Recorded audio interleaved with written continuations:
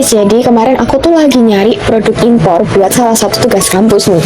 Dan awalnya emang niatnya sih cuma survei aja gitu kan, lihat-lihat doang gitu. Tapi ya namanya juga masuk toko snack, ya pada akhirnya jajan juga sih. Terus pas aku lagi muter-muter di toko snack impor Awesome di Solo Paragon, aku tuh nemu permen ini teman-teman. Namanya itu Kororo. Ini tuh asal Jepang dan harganya sekitar 15 ribuan. Nah, yang bikin aku langsung tertarik itu bukan cuma karena produk ini tuh dari Jepang, tapi emang dari kemasannya aja udah kelihatan beda gitu. Nah, desainnya itu simple tapi tuh kayak lucu gitu, warnanya juga cerah, terus kesannya kayak kelihatan premium. Jadi kelihatan sih kalau ini tuh bukan cuma permen gummy biasa. Dan dari situ tuh aku jadi mikir kayaknya menarik sih kalau produk ini tuh dibahas untuk tugas kampus, karena kelihatannya ini produk ini punya keunikan yang cocok buat dianalisis tentang gimana sih caranya produk luar negeri kayak gini itu bisa masuk dan diterima di pasar Indonesia. Nah, kalau kita lihat dari sudut pandang brandnya gitu, keputusan Kororo ini buat masuk ke Indonesia itu sebenarnya cukup masuk akal sih menurutku. Karena alasan pertamanya adalah Indonesia ini emang punya budaya ngemil yang kuat banget gitu, dari anak-anak sampai orang dewasa. Ngemil itu udah jadi bagian dari keseharian kita. Apalagi snack manis kayak permen gummy ini yang gampang dikonsumsi di mana aja dan kapan aja gitu. Jadi buat Kororo sebagai produk permen ini, Indonesia ini emang jadi pasar yang potensial banget karena tingkat konsumsi snacknya itu tinggi. Nah, alasan keduanya itu karena pasar anak muda di Indonesia itu besar dan relatif terbuka sama produk luar negeri nih, khususnya dari Jepang. Dan seperti yang kita tahu, produk Jepang itu sering dianggap punya desain yang lucu, unik, dan juga kualitasnya yang bagus. Nah, jadi secara brand image ini tuh jadi keuntungan banget nih buat Kororo, karena konsumen di Indonesia, terutama Gen Z dan mahasiswa, cenderung tertarik buat nyoba produk impor yang emang lagi ngetrend. Ngomongin soal keunikan Kororo nih, sebenarnya ini ada beberapa hal yang emang bikin permen ini tuh sukses banget di Jepang gitu, dan bikin aku tuh penasaran banget nih sama rasanya gitu kan. Yang pertama itu ada teksturnya. Ini tuh lucu banget, kenyal tapi tuh lembut di mulut gitu. Jadi pas dimakan nggak kerasa keras sampai harus dikunyah lama gitu, tapi juga nggak kerasa lembek sampai yang gampang hancur gitu. Pokoknya teksturnya dia ini tuh pas banget buat ngemil santai. Jadi kalian bisa tinggal ambil terus masukin ke mulut dan akhirnya dikunyah.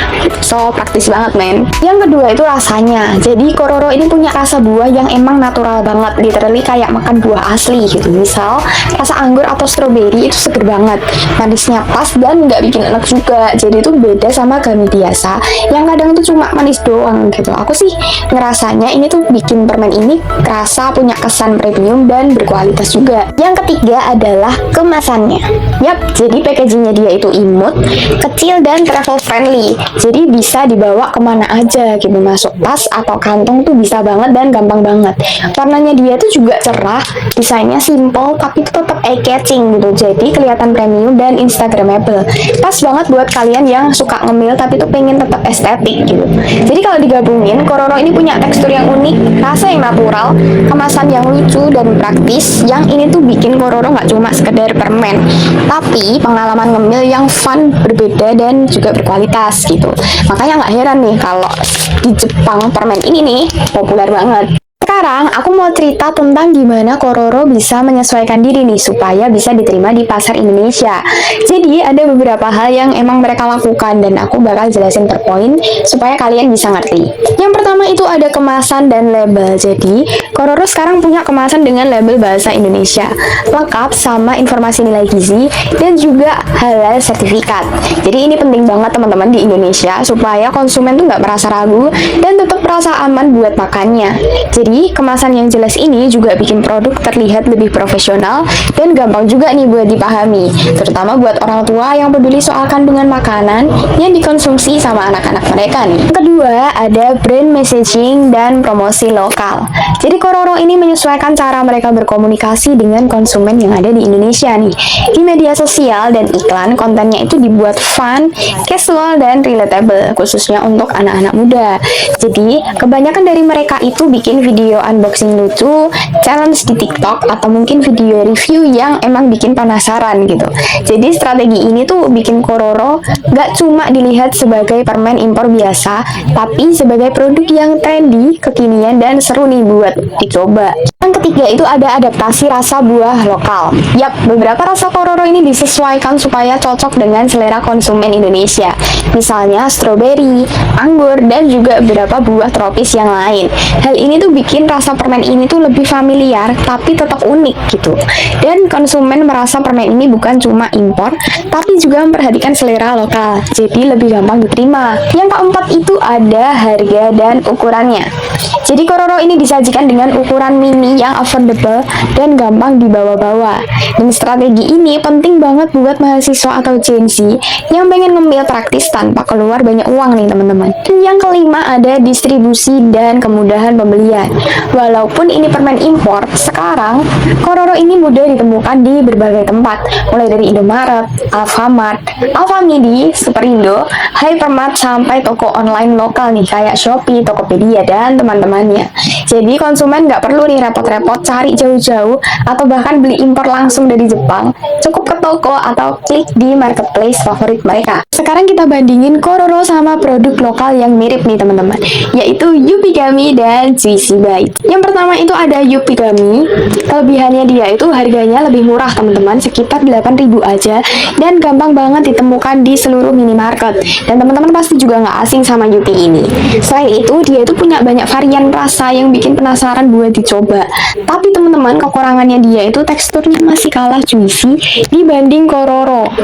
Kadang dia terlalu kenyal atau keras, rasanya kurang natural, dan kemasannya nggak terlalu premium nih.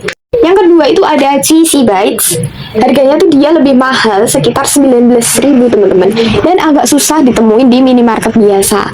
Tapi kemasannya dia tuh lebih estetik karena dia pakai warna pastel yang cantik gitu. Jadi terlihat lebih menarik dan modern aja.